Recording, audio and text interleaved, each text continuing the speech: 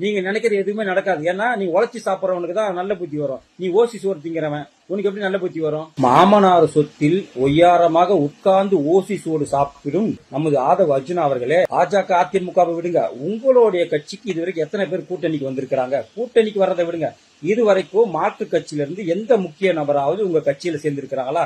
சேர மாட்டாங்க. ஏன்னு கேட்டாக்கா உங்களுடைய கட்சி மூழ்க போற கட்சின்னு தெரியும். உங்க தலைவர் எம்ஜிஆர் கிடையாது.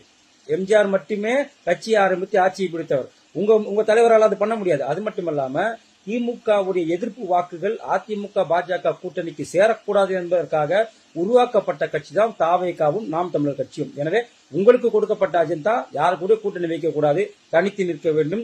திமுகவுக்கு எதிரான வாக்குகள் உங்களை சேர வேண்டும். அந்த ஓட்டுகள் பாஜக அதிமுகவுக்கு போகக்கூடாது என்பதற்காகத்தான் இப்படி ஒரு கபட நாடகத்தை உங்கள் கட்சியினரும் நீங்களும் பேசுறீங்கன்றது. அதெல்லாம் சிண்டு முடிக்கிற வேலையெல்லாம் வேற எங்கன்னா வச்சுக்கோங்க. அதிமுக பாஜக கூட்டணி ரொம்ப பலமா இருக்கு. இந்த சிண்டு முடிக்கிற வேலையெல்லாம் வேற எங்கேயாச்சும் வச்சுங்க.